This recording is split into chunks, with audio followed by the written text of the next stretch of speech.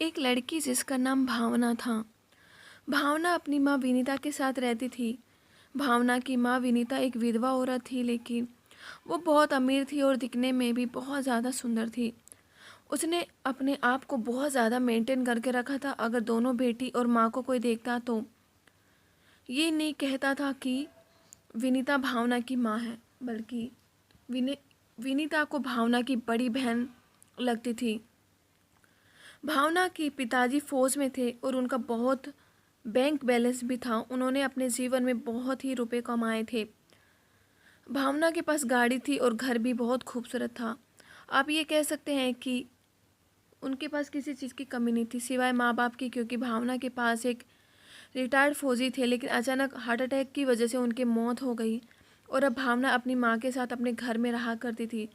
भावना की माँ विनीता एक मजबूत औरत थी। भावना के पापा की मौत के बाद उन्होंने अपने आप को ही संभाल लिया था, क्योंकि और एक मर्द की तरह वो अकेले रहकर अपनी बेटी भावना की परवरिश भी कर रही थी।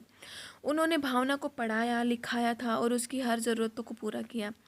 भावना की माँ विनीता हर मुश्किल का सामना डटकर करती थी और अपनी बेटी की परवरिश में उन्होंने कोई भी कमी नहीं रखी थी। भावना एक बहुत ही ज़्यादा शर्मीली और खुशा मिजाज लड़की की थी। भावना बहुत ही कमज़ोर थी। अगर उसे थोड़ी बहुत चोट लग जाए तो बीमार हो जाती थी। तुम पूरा घर अपने सर पर उठा लेती थी। भावना को उसकी माँ ने बहुत लाड प्यार से पाला था। भावना शादी के लायक हो गई थी और जब भावना की माँ ने भावना के लिए लड़का ढूंढने के लिए सोचा तो तब भावना ने अपनी माँ से कहा, आपको लड़का खोजने की ज़रूरत नहीं है। मैं यूनिवर्सिटी में एक आदर्श नाम के लड़के से प्यार करती हूँ और मैंने तय कर लिया है कि मैं आदर्श से ही शादी करूँगी, क्योंकि मुझे अच्छे से समझता है। वो मेरी पसंद और नापसंद को अच्छी तरीके से जानता है।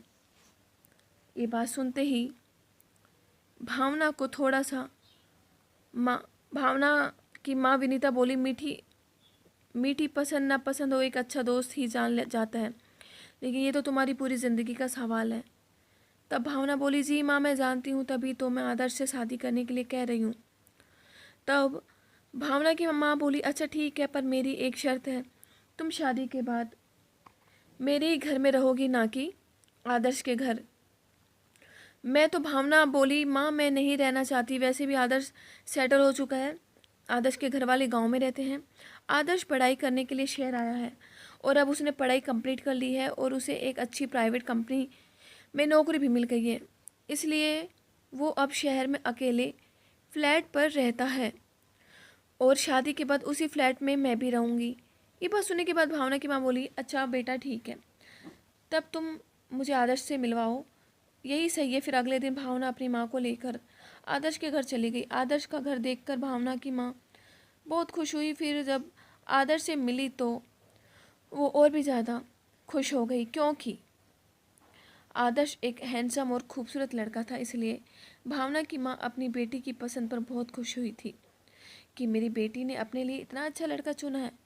फिर भावना की माँ ने एक अच्छी सी टेंट देखकर भावना की शादी आदर्श से तय कर दी और कुछ ही दिनों के बाद खुशी खुशी दोनों परिवार वालों के साथ मिलकर उसी डेट पर दोनों की शादी हो गई। भावना शादी के बाद आदर्श के फ्लैट पे आदर्श के साथ रहने लगी और एक महीने बाद ही भावना के साथ प्रार्थना से ऊपर वाले ने उसको माँ बनने की खुशी दी और इस बात से आदर्श भी बहुत खुश था। पर फिर भावना थोड़ी बीमार रहने लगी। आदर्श काम पर जाता और जब घर आता तो भावना को ठीक ना पाकर वो बहुत ज़्यादा परेशान हो जाता था। आदर्श रोज़ रोज़ भावना की बीमार रहने से तंग आ चुका था। वो जितना भावना के करीब जाने की कोशिश करता उतना ही उससे दूर होता जा रहा था। एक रात को अचानक भावना की इतनी ज़्यादा तबीयत खराब हो गई कि आदर्श उसे अस्पताल लेकर गया और आदर्श ने भावना की माँ को भी फ़ोन कर दिया। भावना की माँ अस्पताल आई और भावना को अपने घर लेकर चली गई।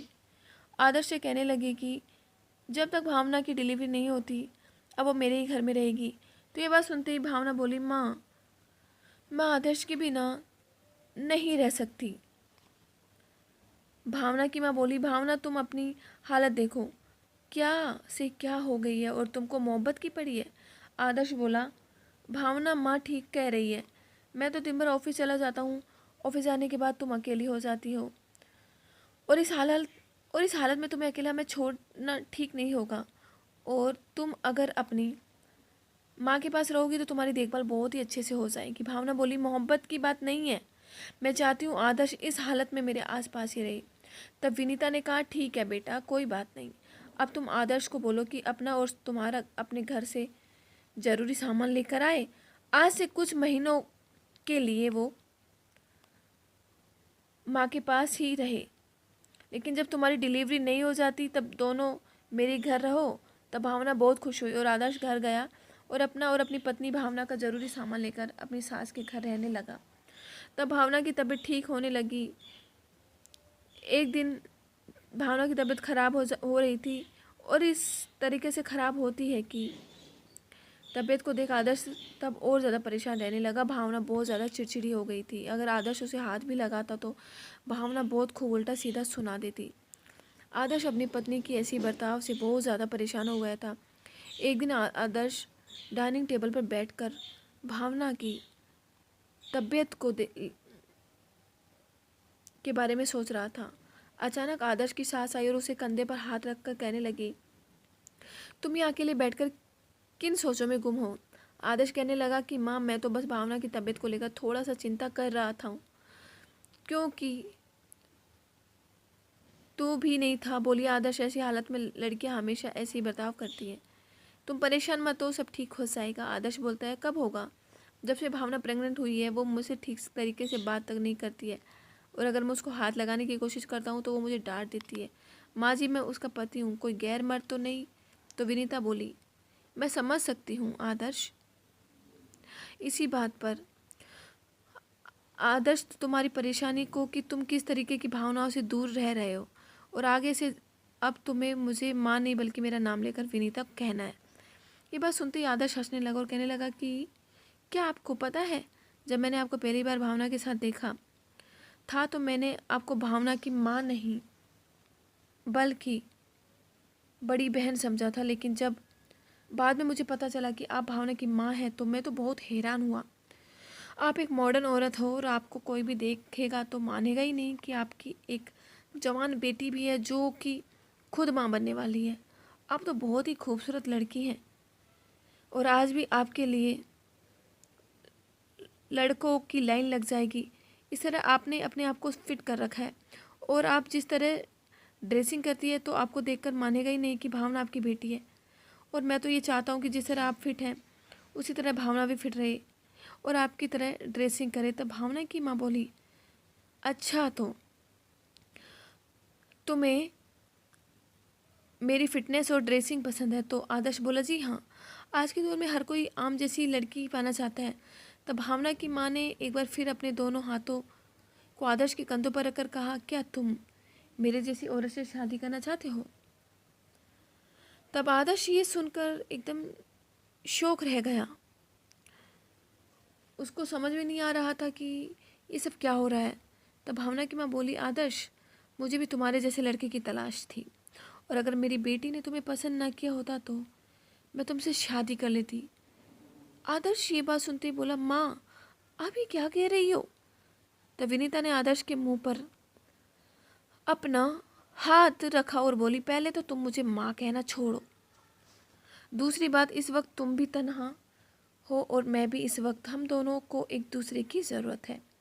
आदर्श ये बात सुनते ही आदर्श कुछ ना बोला, और मर्द तो वैसे ही मर्द होता है, बस थोड़ी सी ढील मिलते ही वो अपनी हदें पार करने लगता है। और वैसे भी आदर्श अपनी सास को कोई जोर ज़बरदस्ती नहीं कर रहा था, वो तो खुद ही आदर्श के साथ रहना चाहती थी। और जब भी नहीं था तभी आदर्श के साथ बाज़ार जाती, कभी आदर्श के साथ घर के गार्डन में घूमती, या वो रात को घर के ड्रेसिंग पर खड़े होकर दोनों घंटों बातें करते। और रात को जब भावना सो जाती तो वो दोनों छुप छुप कर गार्डन में मिलने भी लगे थे।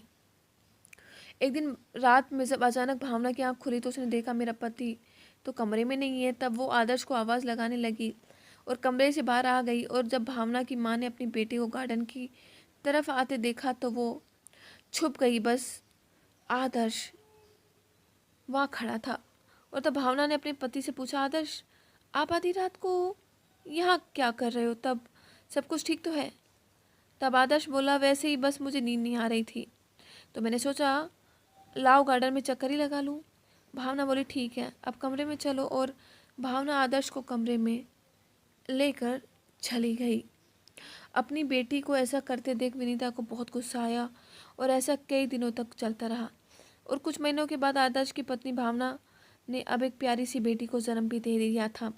पर बेटी होने से पहले ही भावना से छुपकर आदर्श विनीता से शादी कर चुका था। और अब बेटी होने के बाद तो